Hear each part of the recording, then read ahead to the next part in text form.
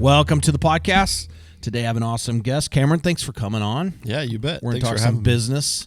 So I like to bring people in with different experiences, different roles. We've had people who own shops, people who invest, bankers, all kinds of different things. And what do you do? Right now, I own a small construction company, and we kind of focus on remodels, kitchens, and baths. In Fort Worth, Texas. Correct, yeah, Fort Worth, Texas. So how long have you been doing business? This business about 3 years now. And what do you think about business? It's a lot of fun. Yeah. It's also pretty scary sometimes, and it's hard. But I wish that I had started earlier in my life is what I always think about. And business. you're, what, 30? 33, yeah. So 33, so you started this at 30. So did you work for somebody else before you started going into this? How would that genesis occur that you got into construction? So I worked for a marketing company. That was probably like one of the longest jobs that I had for about 5 years. And I got a lot of different training opportunities there and kind of web design, marketing, paid advertising. And I'm not a career construction guy. Like I didn't work, as a framer when I was 18 to 25. Yeah. I would say that I've always been kind of a builder, a mechanical guy. I have a lot of mechanical experience working on different types of machines. You probably watched Bob the Builder growing up. Yeah. I mean, I watched This Old House, stuff like that. I mean, I built all sorts of construction type stuff before I did it professionally. But I had a buddy that owned his own business, had probably been doing it about 4 or 5 years. He was based in Nacogdoches, Texas, and it was a guy from church that I knew. And I had tried to start another business before this, which was kind of more of like a media marketing company. I got my drone Part 107 certification and was trying to kind of do the video thing and the YouTube channel thing. That's hard to do. It's very hard, yeah. And I just kind of realized that that probably wasn't the right path for me at that time. I think turns out I think that's really a great supplement to like another type of business. It's really helpful to kind of market yourself, but not as like a full-time thing, not a filmmaker. That just wasn't me. So I was really just kind of looking for some work, and it's kind of weird because construction was always like a field that for some reason I was like, man, I feel like I would be a good construction guy, but I was like afraid to go into it because my mindset on construction was like, I'm going to work 60 hours a week. My body's going to get destroyed. And it just sounds Which cannot happen, right? It's one of those. Yeah, exactly. You're a product of your own environment. Yeah. And to be honest, that was really grounded in nothing except just stuff that I heard or just imagining like being on my hands and knees laying tile all week. I mean, it sounds hard, but I was just kind of good for us. Exactly. Yeah. So I don't know. I just never went into it, but then I started working with him and I just realized like, man, I really like working with my hands and having like a tangible thing. Sure. I was in like advertising, which is sometimes kind of intangible. You don't really see the fruits of your labor, but it's like when you do construction, it could be months, but like when you're done, it's like, I built that. Yeah. You get to see it. And that's something that just really was attractive. Some things they endure, right? Like one of the things I love to see is like going downtown, going into small towns and seeing these buildings that were built and they have the established in 1800. It's like, that's been there for over 100 years. Yeah, absolutely. Imagine the mindset of those guys, right? They're thinking the same thing. I'm going to put my all into this. This is going to stand. Is this going to stand the test of times? I like that aspect as well. Yeah, construction. And so I started working with him and I realized like, hey, this is a pretty good fit. I like it. And we kind of partnered up. It wasn't like a real formal partnership. We basically just kind of worked together, and whatever jobs either of us got, we just kind of split it. And after about a year and a half, he moved to California. He was already engaged at the time, and it was kind of the plan for him to move. And the plan was for me just to continue with Project Partners. That's the name of the business. And I really wanted to get into like bigger. We kind of did smaller stuff on the, shed siding repair, kind of smaller and carpentry projects, maybe a little bit of remodel, flooring, just kind of random things. But I wanted to get into more like bigger remodel type projects where it's like a full scope. And after he left, we did a couple of those together towards the end of our time working together. But then after he left, I pretty much tried to kind of seek out most. And did you change your name? No, we had the same name. And the funny thing was that was actually, he thought of that name and we just kind of went with it. So he always jokes that like, it's still his business because he came up with it. But what does he do in California now? Well, he moved back actually recently. Okay. He was doing the same thing. He kind of had his own. Had he been to California before? Not really. That's I why mean, he we came have back. a lot of like church network people out there, Sure. but yeah, it's he didn't like it. He's a conservative. Why would guy. you? Yeah, exactly. Yeah, and it's way more complicated. And California is an anti-business state. Exactly. So yeah. if So he was you're pretty an conservative. entrepreneur, California is not the place for you because they hate you. They squash your dreams. They find out what Exactly. your dream is, and then they take red tape it. Yeah, and then they squash it, and they're like, "We're not going to let you have that." Exactly. So yeah, he did not last too long out there, which with COVID and all that made it even worse. And so he Sure. was like, "Yeah, I'm going to get out of here." yeah, I bet. Yeah. Yeah, I've been there a couple times during COVID, and you can have it. Yeah, exactly. So, okay. So you've been doing this for 3 years. Mm-hmm. Got some experience in there. What is the greatest struggle that you've experienced in having your own business? I mean, cash flow is always a big one. I think the other thing is just learning how to wear all the hats. When you're starting up, especially if you're just not a super experienced business guy, there's just a lot of self-learning. And so, I'm not an accountant. I can do math pretty well, but I've had to learn how to like keep my books in order. Sure. I'm not a expert trained project manager, but I've had to figure out how to make organization and write stuff down. But I think just the challenge of trying to do all those things and not drop the ball in all the different categories is pretty challenging. The juggling aspect. Yeah, just kind of the juggling of all the different hats. Yeah. And do you have employees? Not currently. I did have about 2 last year.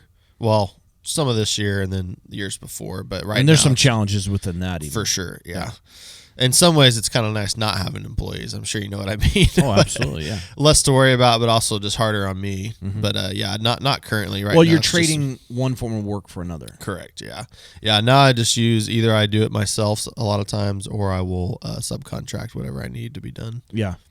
So now's a good time, I think, to be in the trades. Was For the sure. trades as you were growing up through high school and in your early 20s and things, was that something that you had thought about, or was that just like the furthest thing from your mind?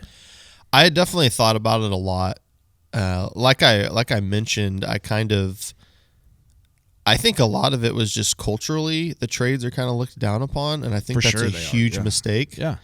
The more I get into this and the more I realize how valuable trade working is, I feel like a lot of individuals are missing out on an opportunity to get into a really possibly lucrative, depends on how hard you want to work, but just a good career. I mean, yeah, it's going to be hard work. It's going to be dirty. Most of them are, but it's very fulfilling. And I think that, growing up, like that was part of that fear I mentioned, was kind of like, I don't want to be like an AC or a tile guy, like for some reason it was kind of like, I think my generation. It was less than.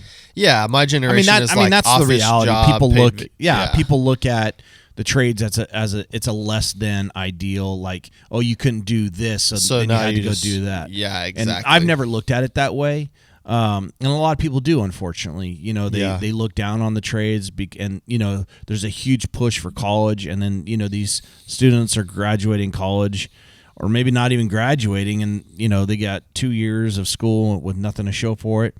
But they're coming out with $20,000 to $60,000 in debt, and then Not a great job. I mean, you know how many waiters and waitresses I know, or I've met that have a bachelor's degree. Yeah, you know absolutely. what I mean. I have friends that spent a lot in school and like they're not really just killing it or anything. Yeah. They got like a job they don't even like that much. Sure. And it's like, man, that sounds rough. Yeah, it does. Yeah, and I think that and I'm not just saying even in the trades, but just entrepreneurship is dying on the vine. It seems Yeah, seems I like think I think that's true. Yeah, a lot of people, like you're saying, college is kind of a big push. It's like you got to go to college, you got to get a degree, you got to go work for a big company and get good benefits and get a good salary. That's like the that's kind of the thing that people are pushing you towards. But like, no, not that many people are talking about starting a business, like being self-employed. Yeah. You know, kind of finding your own path in that. And I mean, did you experience that in school? Because I didn't. Experience. Did they talk about entrepreneurship? Oh, not at all. Yeah, it's not. To be weird? honest, like I think one of the only reasons that I thought, I mean, my dad's a business owner. He's done his own, been self-employed. He's kind of he's a barber. He's owned a few different salons and different things. Now he just kind of works alone because he realized the whole employee. Does he do your hair? Yeah. Oh, that's good. Yeah, my whole life, man. Yeah. He's always cut my hair. That's gonna be weird when he can't anymore. But yeah. I think that kind of gave me some ideas of working for myself, but also just being able to kind of have a lot more control over your destiny, so to speak. I mean, ultimately, well, I think that there's people out there under the guise, especially in education, where they espouse to be yourself and go after things, but in reality, they're dream killers. Yeah, exactly. And I mean, entrepreneurialism is a risk. It's always risky. Yeah. And it can be dangerous. It can put you in some really down places in life, but it can also put you in some really high places in life. But it's not safe to be a business owner. Being young too is you have the ability to bounce back. Exactly. I mean, if you're in your 20s, I mean, if you're under 30, I mean, and you work to the age of 65, you have a long ways to go. Sure. Like, you can make some mistakes and you're going to be okay. And that's kind of why I referenced earlier, like, I wish I had started earlier whenever I didn't have a family and a couple kids and didn't have as many bills and things to keep track of. Like, I would have had a lot more options and I could have failed and it wouldn't have been that big of a deal because it was just me. And I felt like too, in my own experience, is that as I've taken more risk, I'm more comfortable with risk. So it's not necessarily something that, hey, they got it. I think it's something that can actually be taught and learned too, that, hey, this is just like anything else. The more you do it, the better you're going to get at it. Exactly. The more you're going to learn from your mistakes, and you're going to start finding some footing. You know? Well, hopefully you learn from your mistakes. You hope, right? Yeah. And that's and the thing is too, what I've noticed is that the availability of resources is huge out there, you know, for people to even start their own businesses, like guidance wise. Like there's a lot of networks out there. You got LinkedIn, you got all these kind of different social platforms. I mean, YouTube alone. Yeah, I can't imagine how much further I might be now had I had YouTube in like high school. Yeah, absolutely. I mean, I remember when YouTube started. I was you were probably like in 11 high school, or 12, I think. Yeah. When I watched my first like YouTube video. So I graduated in 97, so there was nothing. Right. We were barely internet, in 64, right? I think maybe like around then. Yeah, exactly. But yeah, like that's absolutely true. I think there's a lot more information about this out there than people realize. But like you're saying, like the institutions and stuff, they don't really promote that or want people to know that that's a very considerable path that people should take a look at. You know, do you think that that there's a concerted effort to stifle people from starting businesses? I think it depends on where you live. You know, kind of what your local government's like, but I do think that generally entrepreneurialism and things like that are definitely not promoted. I don't know about stifled, maybe. I haven't experienced that. I think regulation can stifle. Oh, for sure. Yeah. And that's kind of why I say, like, it depends on where you live. Like in Fort Worth, I feel like Texas is pretty pro-business, which is great. Yeah, we actively recruit other businesses in other states. Yeah, but then you got places like California, New York, Seattle, where they're just like, to start a business is like a freaking red tape. Yeah, got to get a lawyer, got to figure all this stuff out. And so it's like that bar right there automatically knocks off probably like 80% of people because they just can't deal with that or don't have the money to deal with that. Yeah, or the know-how. Yeah, it's gonna cost you a lot more to start a business in other states. Yeah, in Texas you can start a business by saying like, I'm gonna do this for money and then I'm gonna create an LLC. Yeah, and you can gradually implement things. Yeah, that is. I mean, it's not that easy, but it is in some ways. It is in some ways. Yeah. Do you see your business getting easier over time or harder based upon where you're at? Like, what is your long-term vision? I mean, long-term, I definitely would like to continue owning a business. I think a lot of business. I mean, business changes. You know that. Like Yes, you kind of have you to have to change. fluctuate. You have to fluctuate. So, in a perfect world, I could get just the kind of jobs that I want and just continue to market and repeat those, and then kind of change as the market demands it. But I think that it probably will change over time. I think it always is changing just based on what you learn and what you know, and then what ideas that you have. But it just kind of depends. I mean, long term, I want to have more employees. I want to have more teams, more leaders, and build up something that really is a place where people can plug in and learn. I've had an idea for a while now that I want to start something. We were talking about the trades. I would really love to almost have kind of like my own trade school. Yeah. If that makes sense. Well, that's maybe not like an institution, but like find people that are hard workers that, they don't have to know anything, but if they can work hard and they're teachable, like I would love to train those people into a fulfilling career in the trades. Absolutely. I mean, we're actually developing that. Yeah. It's going to be launched next year. That's awesome. Yeah. And so maybe we can partner on that and talk about that. But yeah, there's just this disconnect. And I have a couple young guys, and it's like that wasn't talked about at all growing up in school. And, Trades. Yeah, trades. Yeah. Like what are your friends? Do you have friends that are in the trades? I do. Let's see, like right now I have a friend that he works as a commercial dishwashing like service tech. Mm-hmm. So he goes around and services. There's really a lot of businesses that use this type of stuff that I didn't think about, but like nursing homes, hospitals, anything restaurants. with a kitchen. Yeah, exactly. And so like that's a trade job, and it's worked out pretty well. I have a friend that's a construction manager. He works for a home builder. But I'm trying to think if I have any friends that are like tile installers, or I know some electricians. I know some, HVAC guys. And the thing is you can provide and support a family in the trades. Oh yeah.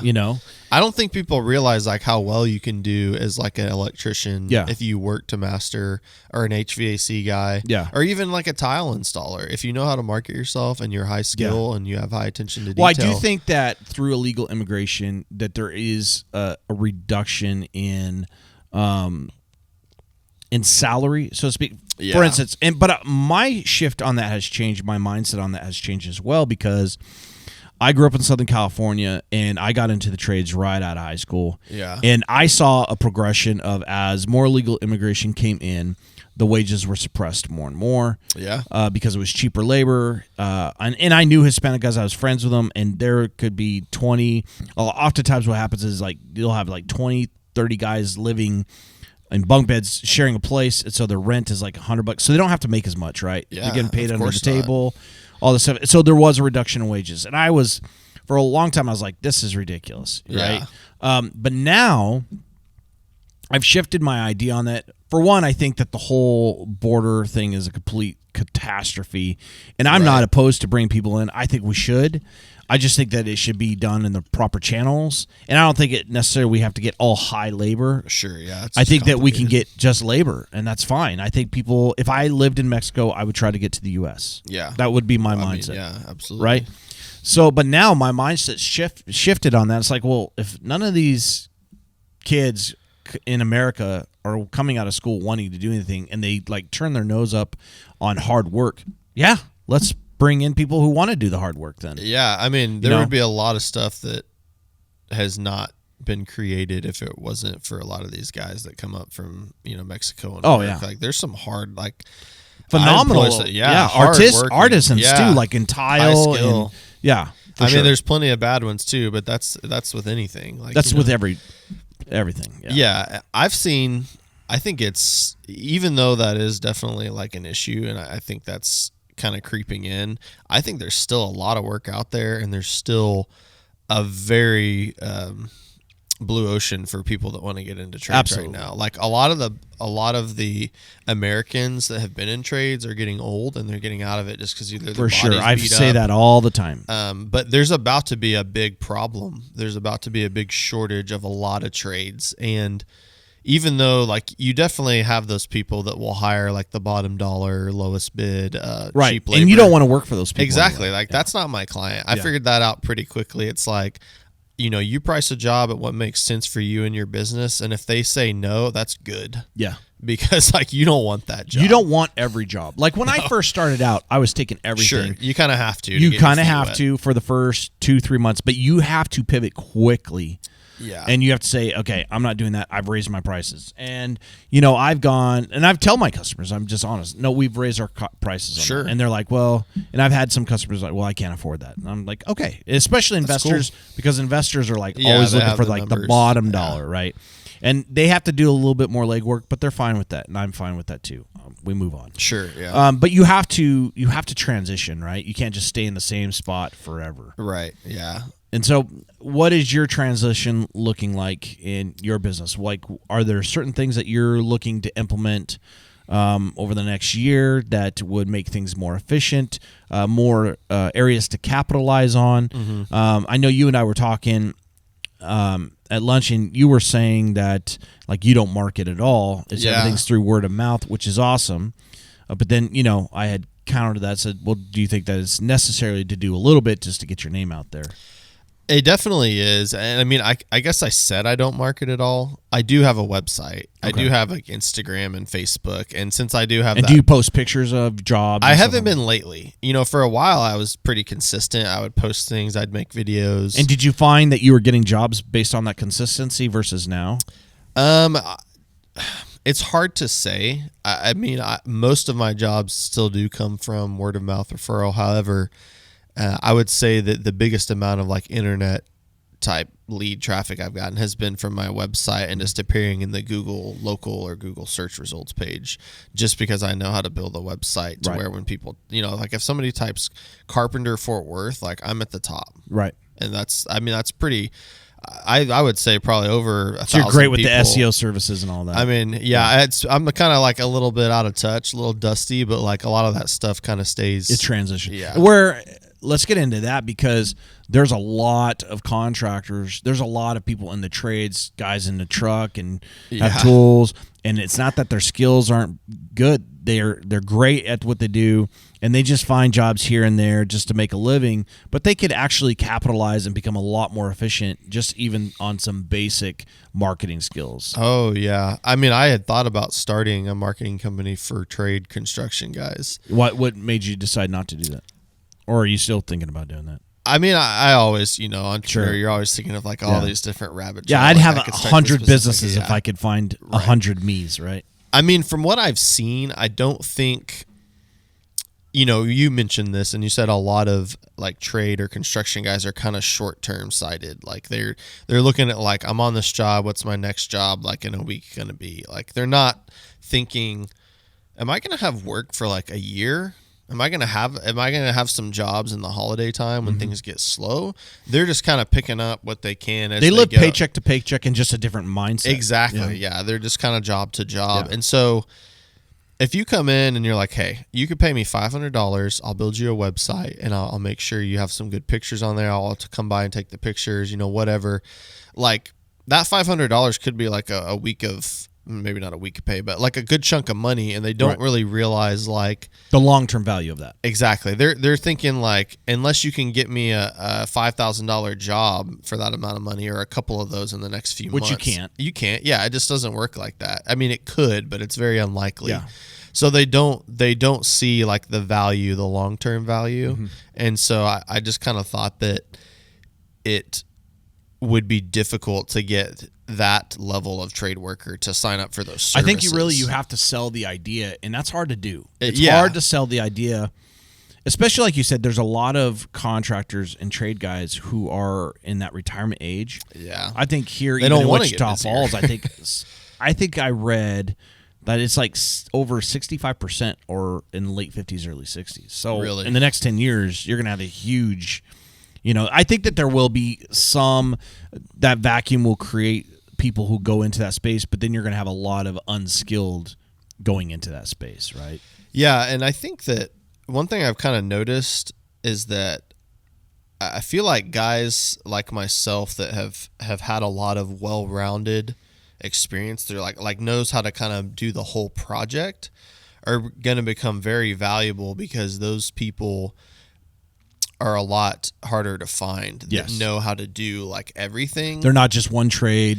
Yeah. Yeah. And so I still think you could be wildly successful off of pretty much any trade business if you're a hard worker and you know how to market yourself. And this, especially like even if you worked for somebody else and you're a hard worker, you'll advance. Of course, because it's very hard to find. Yeah, because your skills are going to be in demand, and if somebody does not value that, then somebody else the market is going to be like, hey, I need you. Yeah. I'll pay you more, and then that creates an opportunity for either the guy who is employing you now to say, hey, I recognize this, I'm going to bump you up, or then that guy just moves on, or girl. So do you have you raised your prices? Have you, in the 3 years, because with inflation coming in, material costs, all these things, have you increased your rates? Yeah, absolutely. I wouldn't say it's gone like astronomically high or anything, but when we started, usually how I would kind of calculate things is kind of off of a day rate for like me and my partner. It's just how we would bid labor.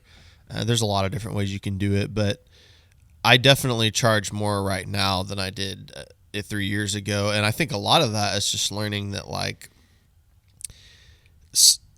excuse me. A lot of that is just learning that like the quality of work that I've been doing, and I really try to do pretty high end stuff, high quality, like it's worth a lot. Mm-hmm. Like you have to pay a lot to get that. And I just realized I wasn't charging enough because it would take too long to do stuff. And I'd come up and it's like customer got a great finished product and I like barely got out of the job on a profit just because I didn't bid it high enough. So yeah, I definitely have raised my prices over time.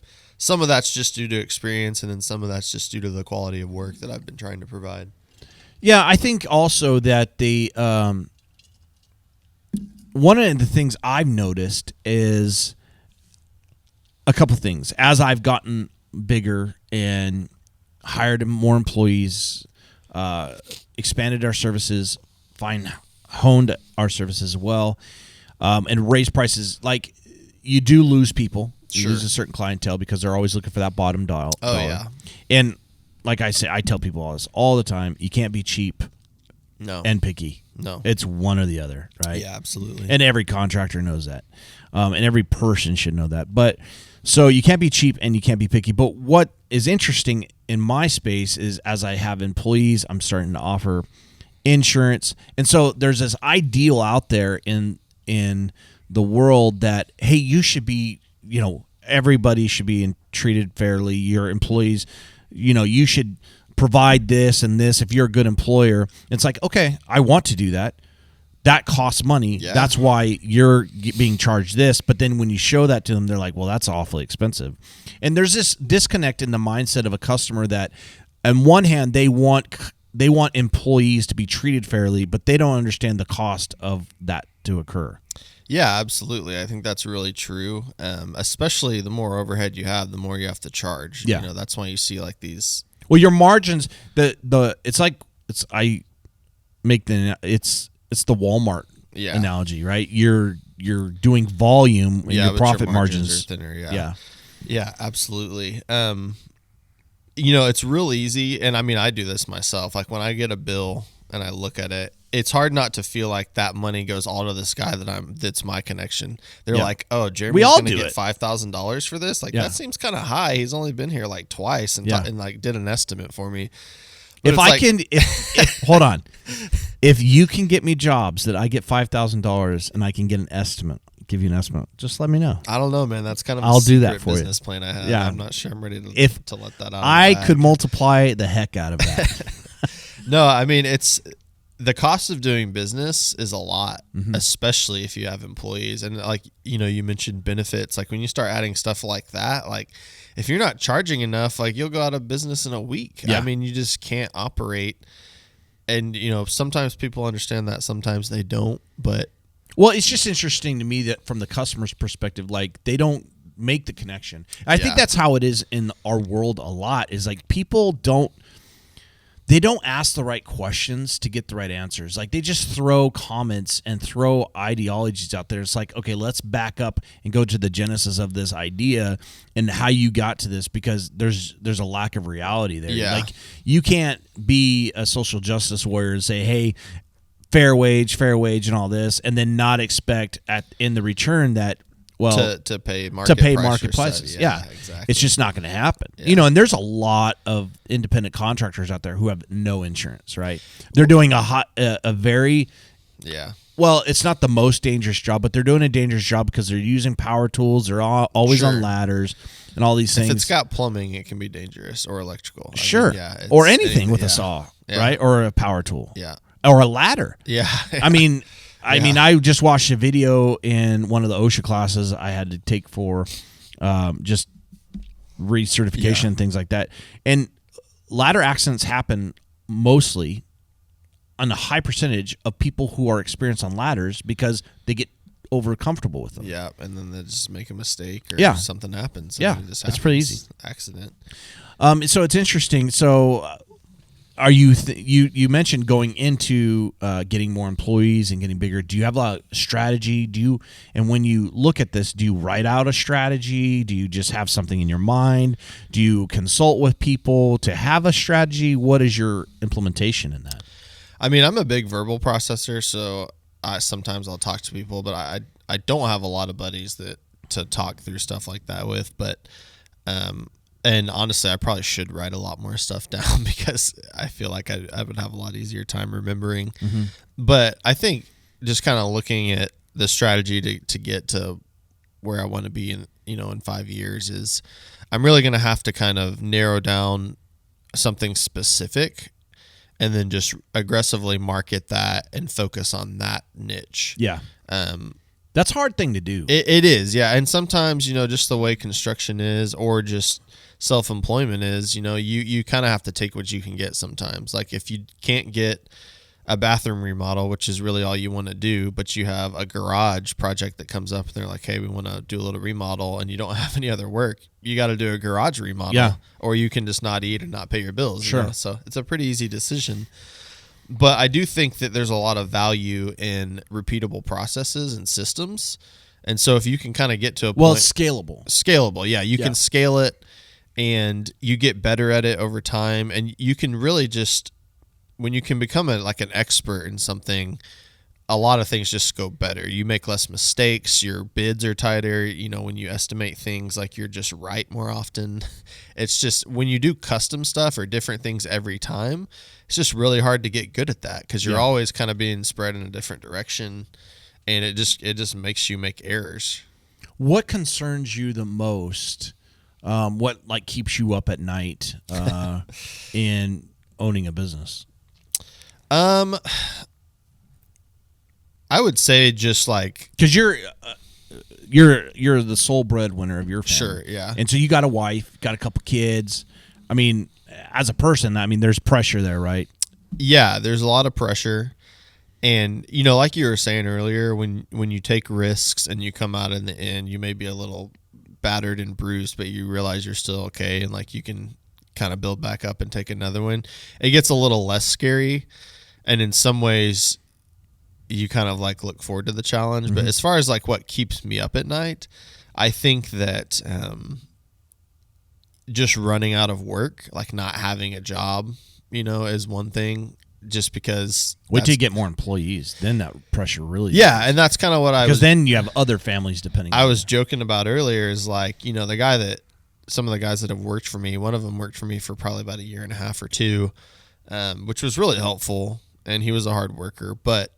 I'm really glad I don't have to worry about making sure he gets enough hours now, just because that's a whole different kind of stress that you don't really think about. And you're like, man, I'd love to be the boss. That'd be cool just to kind of stop at the jobs and check up and not actually have to do, the manual labor part. Yeah, manual labor part. But it's almost worse having that pressure on your shoulder because that's really people's livelihoods. And if your business dries up, so does their income, and they have to go work somewhere, so you lose them. But yeah, work drying up is probably one thing. And then, I care a lot about the work that I do. I care a lot about how it affects the clients that I work for. And so, when they're unhappy or possibly like don't like work that we do, like for some reason that bothers me a lot, but I've kind of learned to realize you can't make everybody happy and you can only do the best that you can do. Sure. But that kind of stuff sometimes, keeps me up at night, but not as much as the running out of work thing. And do you when you first start a business, you just have so much energy and you're just like gung-ho, I'm going to do whatever it takes to make this work. Yeah. Do you find that energy level decreases over time? Oh, absolutely. How do you keep your energy up to just like keep trudging through? I think one thing is rock stars. Yeah. No energy drinks. I mean, I think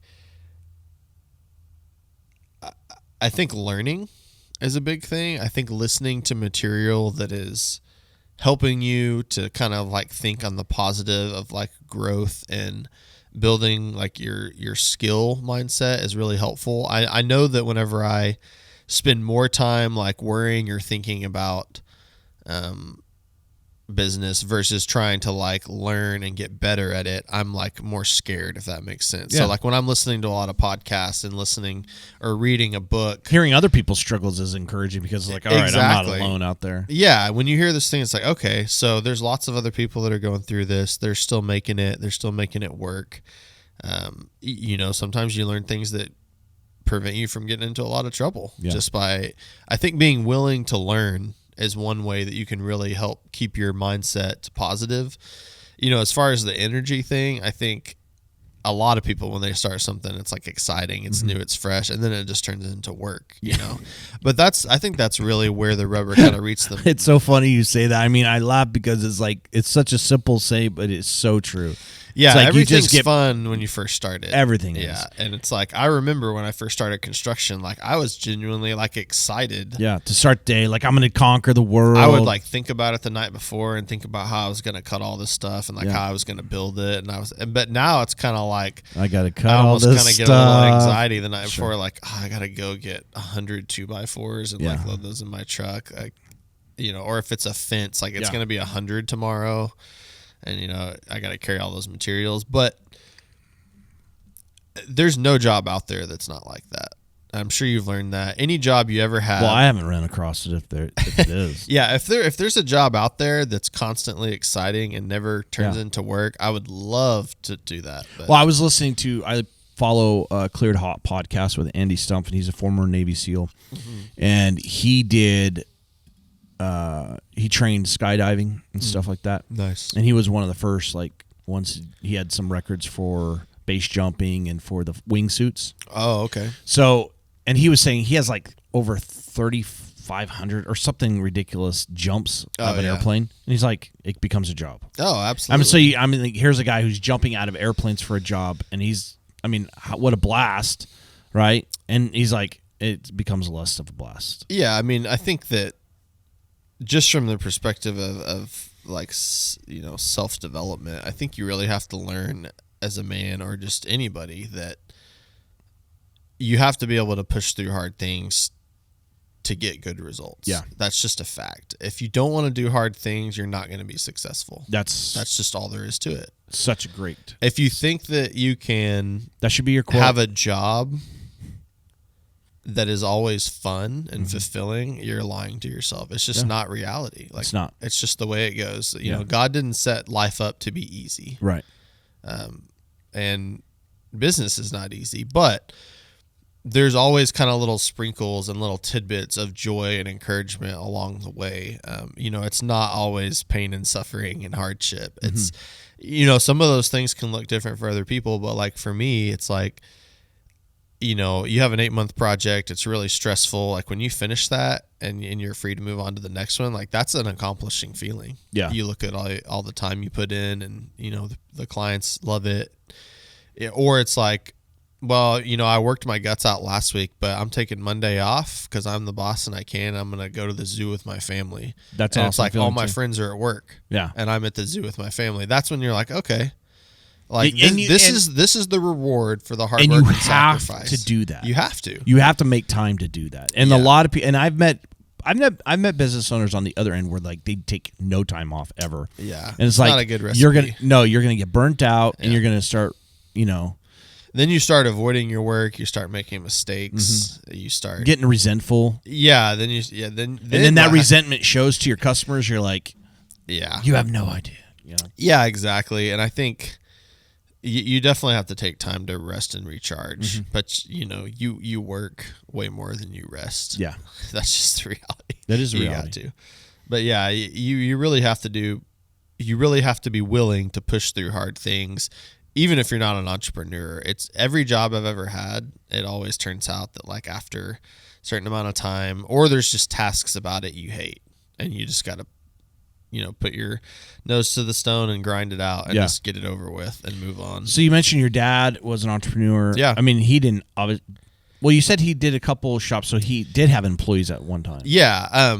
That's kind of a weird industry, honestly. The whole like, artistic hairstyling, like it's always fascinated me when I go get like my haircut at like Sports Clips or something like that. I'm like, because they do okay as individuals, and I'm not exactly, especially on tips. I mean, I would imagine that tips are the bread and butter in that service sector. I mean, sort of like he definitely does get tips, and especially like it's kind of cool. I remember growing up, like at Christmas time and stuff, like all these people would bring him like random chocolate, bread, whatever, like holiday type treats. That was kind of cool. But yeah, and I'm sure he does get tips and things. But my dad, like he's always been self-employed from the beginning, and he has owned and partnered with a few like larger salons where there's like several employees, hairstylists, whatever you want to call them, working under him. And that industry, just a lot of people that are artistic, they're naturally, a lot of them are just kind of flaky and kind of like pretty, like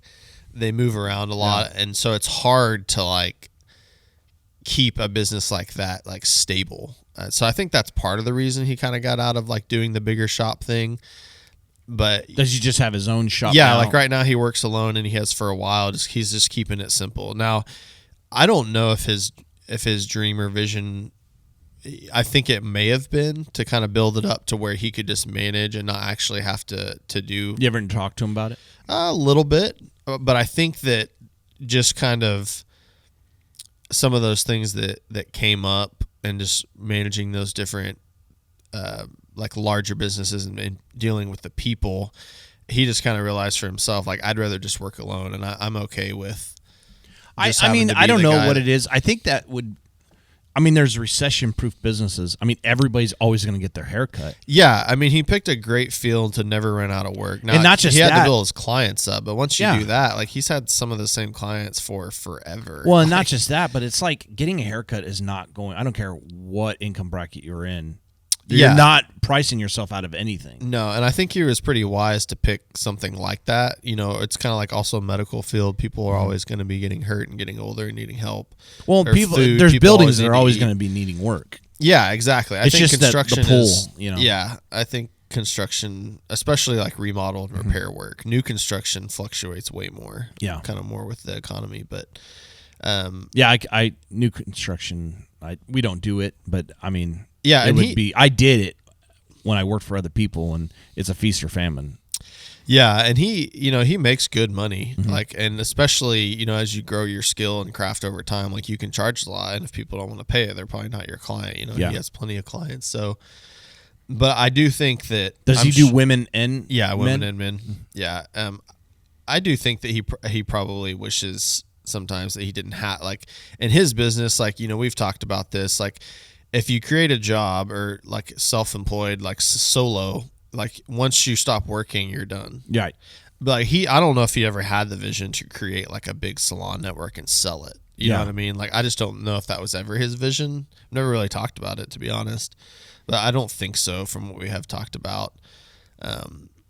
But I know for myself, I don't want to get to that point to where it's like, I'm 60 or whatever. And it's like, if I'm not there working, like I can't make any money that day. Yeah, I remember my dad owned a door business in Southern California, and he had a good name, and he was doing really well, and he made good money. And I remember coming out of high school, I was like, let's do this. Let's make this into something big. And he was real hesitant. He didn't want to do that. Yeah. And I was like, but then, he becomes 60, and I don't think he had the foresight to think, And I don't know if that's what he really wanted to do because he went with ministry as well. Sure. And so I think he was like, well, I'm making great money, and he didn't have the foresight to say, well, how are you going to sell that? You can't just sell, a truck and some tools. Yeah. Right. I mean, you have to build a business to sell a business. Right. And so I remember having that conversation with him. Like, I think I was like 21, 22. And I was like, well, I'll come work for you. We'll build this thing up next 15, 20 years, and then we can sell this thing, but he was not, he didn't want to do that. And I was like, all right, whatever, moving on. Yeah. But I just look back at that, and I think I see a lot of people do that. When you're young, you have this mindset of invincibility. Right. And then you get married, then you have kids, and then life takes a hold. And then you lose sight of a big picture, like, what am I going to do at this point? And I don't think people stop and ever think, what am I going to do? Yeah, I don't even know if like your dad or my dad said when they were 25, like, man, I can't wait to work till I'm 69. Sure. 8 to 5, and like be dead tired. I don't know if they ever even thought about it. Yeah. And I mean, I struggle with forgetting about that. Yeah. Like the long term, like in 30 years, am I setting myself up to like still be the guy that has to like frame up a wall, or like am I going to have somebody? Like, and I don't think there's anything. I mean, it's nothing just, wrong with that. There's nothing wrong Absolutely. with that. Absolutely, that's just a different path. It is just There's a different nothing path, wrong with and it. you can provide yourself a living all the way up. To that you point. can make great money, and if you play your cards right, you can and if retire you invest, with a ton of money. I mean, you do have to invest. for sure. You can't just make money and just put it in, but you have to invest for that long term. I wish I would have invested sooner. So, do you go into that, like, when you set up your structure, and this is stuff I learned late, when you set up the business structure, do you like allocate percentages towards certain things, or is it just go into one big pot? I've done some of that. It kind of just depends on how busy or how much stuff I have going on. I think, as of recently, I was kind of midway through this big job, and I lost my last employee, and that kind of turned me upside down to where I was in kind of just, I got to finish this project mode. But I have had like where it's like when money comes in, this percentage stays in the business, like this percentage put away for taxes or whatever, or just emergency, and then, paycheck for me, whatever. But those are things that I really feel like I need to do a lot better at, just like getting organized, more systematized, and then just doing it every day. Yeah. Because those are the types of things that make business successful over time. And small details. Yeah, and it's really easy to overlook that. And the more, I mean, I've only been in this business for 3 years, so I'm still kind of a neophyte, but I realize that like business in a lot of ways is just making sure that like you have a process and tasks that you stay disciplined at that over time translate to like successful processes. Like if you start a little bit and you start just doing one thing and you just keep doing it, you've talked to me, like in a year, a lot of good will come from that. Yeah. But small and incremental changes over a long period of time. Yeah, and it's just hard to do that in the day to day. It's hard like when you're the guy that's kind of running everything. When you have to do everything, it's easy to forget about that. And I think that's kind of the whole like entrepreneurial struggle, is learning how to. And some of it depends on, some people are operators and some people are like more visionary, where it's like they have like 100 amazing business ideas. They just need like a operator to help them actually like start and execute all that. Yeah. I feel like I'm somewhere in between, like I'm not the guy that sits there and dreams about like 100 businesses, but I do have a lot of ideas and I'm pretty good at starting things, but I have a harder time executing and operating and kind of making systems to like keep that or grow it or scale it. But that's kind of the whole struggle, is figuring out like, and I think that's a universal struggle for sure. Yeah. I mean, you really have to self-assess as an entrepreneur and being like, I am not good at this, so I'm going to pay somebody else that is good at it. I had to do that. There's so many things I'm still learning that. It's a hard kind of like, it feels a lot of times like it's like I can't afford to pay this person to do that. But what you realize is if you I can't afford not to pay this exactly. person. If you give it up and you like, accounting. Here's just a quick example. Accounting for me was like, I had a QuickBooks. I didn't really keep track of it. I had no clue how to set it up. I don't have any accounting experience. Like I didn't even take an accounting class like in college, you know. And I didn't finish college. I'm not like one of those get a degree, get a big job type guys. I kind of had my own path, but I had a guy that was a real experienced accountant, good friend of mine. He came in and spent, I don't know, like a few hours and like had all this stuff organized and set up. And like the amount that's helped me is like crazy. And I'm just like, there's probably a lot of other little things hats that I wear where I could pay somebody, you know, a few $100s to just handle it and they would do a better job and it would allow me to be more successful at what I am good at. What the thing that helped me the most, and I started doing it about 5 years ago, is making lists. Yeah. I tell, and I get all my guys all the time. I said, do you have a notes app on your phone? Yeah. Yes. I use that I said, a lot. do you use it? No. And I'm getting them in. Two of my guys, they like the old notebooks. I don't care. Just that's fine. Whatever. But take notes, right? Yeah. And so every day I'll make a list. And maybe not every day, maybe like once if I sit down and I give myself a half hour to go through my thoughts, I'll make a list that'll last like 3 days. I say, this is the stuff I got to knock out in the next 3 days. And what I'll do is I'll type it out and I'll just, once I accomplish it, I'll put an X next to it and move on to the next one, so on and so forth. And that has brought me so much clarity. Okay, I got to start crossing this stuff off the list. Yeah. Because it just frees up so much space. And granted, I'm really busy and I have a lot of irons in the fire, so my list never seems to diminish in a lot of ways. Of course but not. it doesn't mean that I'm not getting stuff done. Yeah. Have you ever read a book called Getting Things Done? I saw it. Yeah. I have heard of it. Yeah. I haven't read it. Have you read it? I have, yeah. It's been a while, so I'm kind of like... So he probably makes that case for making lists. Absolutely. That's like one of the first things that you do when you have a lot of stuff to accomplish is you write it down. Yeah. And then there's something like I don't remember what he calls it, but in the book he's talking about, I think it's I can't remember. The author is talking about how one of the biggest problems with not writing things down and making lists is your brain is always trying to keep track of those tasks as a whole. So it pulls you away from like your productivity to get stuff done and to take on new tasks. You're always distracted. So I know for me, like sometimes I'll open a Word doc and I call it a brain dump. Yeah. And I basically like, if I have a million things going on in my head, which I'm sure you can relate to. Sure. I literally just start writing it down bullet point by bullet point. And it's I do the same if thing. you give that thing a place to live on paper, there's something that goes on in your brain that's like, okay, I don't have to remember that because I've written it down. Like reminders on my phone is another huge thing. I haven't implemented that. I've tried it man. and it never works. As soon as I have a task, I'll just say, hey Siri, remind me to do this at this time. And I'll tell you what, like, I feel like my productivity has grown 50%. I need to probably in implement just that because it's like, it's digital. All you have to do is say it right there, and then it reminds you. Sure. And so you just can't forget about it because it just comes up. But that kind of stuff is really helpful, but it's still easy to forget about and do daily because it's a daily discipline. It's interesting that you say that. Like, I think what also making lists does is it makes you more productive even in your headspace because you've gotten that thought out of your head, and now that it's like, it's weird to think, but like there's room again for a new thought. Yeah. And there's like a term for that. I forget what he calls it. Are you familiar with Carolyn Leaf? Oh, you should get it.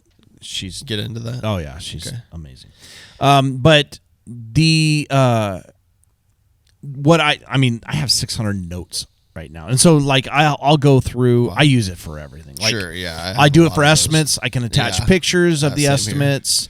I can put it in a file, and then I can share it with my guys and say, okay, this is it. I actually have that estimate here. Boom, boom, boom. There's pictures. And you're talking about like the iPhone Notes app, right? Yeah, yeah. And there's better notes apps out there. Sure, yeah. You know, and actually, what's funny is I have a note in my notes about watching a YouTube video on the Notes app, and I still haven't watched it. That's funny. It's like 5 minutes, right? Yeah. Because it says there's a couple YouTube videos on how to get the max value out of your Notes app, which I should read or I should watch. But it's amazing because, I mean, I make all these lists. I do estimates on there. I'll type up stuff. Hey, I'll even make lists for my guys, like I did this morning. Hey, this is what I need you to get done today. I'm offloading some of my lists, Right. which is helpful. Yeah. I can cross those off, even though it's on my list. I've delegated that. I need this done, right? And so it's really, I can't believe how much that's changed for me. And my productivity in the last 3 years is like 1,000%. Oh yeah. That's probably people would say that's an exaggerate. It's probably actually an under exaggeration, if that's even a word. Yeah. I think it is. Yeah. But I'm not a word guy. It's probably over 1,000% of more productivity. I mean, there's just crossing stuff off, filling up the list again, making a new list, crossing stuff off. And just what it does is just orients my mind to constantly in this mode of getting things done. Right. That's something that, personally, I feel like I'm always having to work on. I think I just get distracted easily. I've always been that way. And especially with, smartphones and stuff now and all the apps and notifications, it's so easy just to get like, you're thinking about work and you're dialed in and then like you get a text and it just like pulls your thoughts over there. Yeah. But writing stuff down and making lists, even it's kind of archaic. I mean, it's very simple. Making a list, but it's super powerful. Yeah, one of the thing I'm working on now that I'm going to offload is I'm hiring an office worker to take calls, transfer my number and stuff like that. It's on my list. Yeah. I get between 100 and 150 calls a day. Are you serious? No, I'm not. Wow. I am serious, yeah. 100 That's to 150. crazy. That's a lot, yeah. Yeah, that's a lot. I don't know if I want that many phone calls. Well, I don't either. That's why I'm looking to hire somebody. You should definitely hire somebody for that. And, and then probably 15, 20 texts. Yeah. That's great. And then I would say 30 to 40 emails. Yeah. That's a lot of calls. It's a lot of calls. That's good, though. Well, you got 7 assuming employees. those are from like, no, so they're not all internal, not like it's new not leads. all. Oh, I mean, no, this is total calls. Right? I gotcha. But even then, still, yeah. If I could reduce that to, if I could take like offload the business aspect of 75 calls or 80 calls, sure, that's huge. Frees you up to do other income generating activities. That's right. Yeah. So we like that word. So here you are, 3 years in. What do you anticipate for the next year? I'm pretty encouraged. I feel like I'm kind of at a point where I'm just now starting to really things kind of are coming more full circle, and I'm less concerned about making it and more about like, okay, now's the time where I feel like I can kind of hone in on something, and I have a lot of experience. I've done a lot of stuff wrong. Probably will continue to do that and learn more. I promise you, forever. you will continue to do stuff wrong. But I do feel like I'm kind of at a transition point where, the next year I think will be filled with a lot of successes, Lord willing, But I feel like there's just some pretty good irons in the fire, and I think that I'm starting to kind of come into and understand like what I need to do a little bit better versus just learning and taking what jobs I could get and kind of trying a little of this, trying a little of that, to more like, okay, I know how to do pretty much all the trades and manage a full project like on a remodel. Do I want to take one of those trades and build a business off that, or do I want to continue doing remodels and just kind of condense the scope of them and just hammer out smaller jobs? I just feel kind of like I have some decisions to make, but I feel pretty confident that, moving forward, I think that this next year is going to be better than last year, just in the sense of, the more experience you get, usually the better things are, obviously. For sure. But the more experienced you are, usually that means the jobs you're doing like have higher risk. So mistakes could hurt worse, but hopefully you're making fewer of them. Yeah. So I think I see a lot of growth in the next year, and just kind of, I think it'll be a year of kind of honing in kind of like messaging and figuring out what I really want to focus on instead of being a little bit more wide with my net. I think I'm gonna be able to kind of target a few things more closely, which I think will be really helpful in just improving processes and improving just kind of how I get stuff done, rather than kind of feeling like I'm just spread out across a lot of different things. But. So 2 questions back to back. What external concerns do you have outside of your business that would affect your business, and what internal concerns do you have that will affect your business over the next year? External concerns, obviously just like things that are going on with the government and just kind of the culture. Things are in a lot of turmoil right now. I feel like the economy, especially in Texas, it's good, but I also can see it like blowing up and then possibly work kind of drying up. But I'm not sure. It's just kind of an uncertain. I mean, the whole COVID thing, I don't know if that's going to kind of die or if that's going to be perpetual, something that we're dealing with. Like, it's just the new normal. I hope not. But I don't know how. I don't know how they would be able to keep people in this new normal forever. I mean, it would be so unproductive. I have no idea. I hope not, because how would our country ever be profitable in GDP long term? I don't know.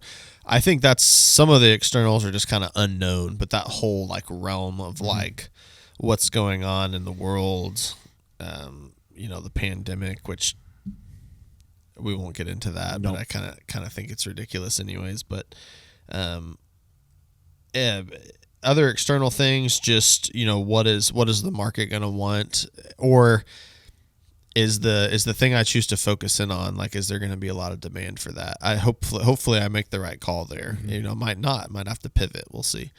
Internal, I think just processes and just kind of some of those more daily disciplines are things that I just really need to focus on to kind of build up and scale. And I really do want to get back on the path of hiring and delegating more and using people to, not using people, that sounds really messed up, but you know what I mean? Having other people come in that can team with utilizing me. Yeah.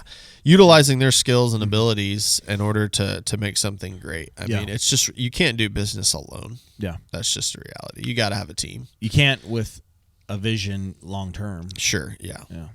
So, well, I appreciate coming on, Camrann. Yeah. I think we touched Really on some it. great subjects and just helping people, new business owners and whatnot, guys in the trades like us. Just gives them some perspective. So I appreciate you coming on. We'll have you on again. Yeah. Thanks for having me. Really Thanks. enjoyed it. I appreciate it. Yeah.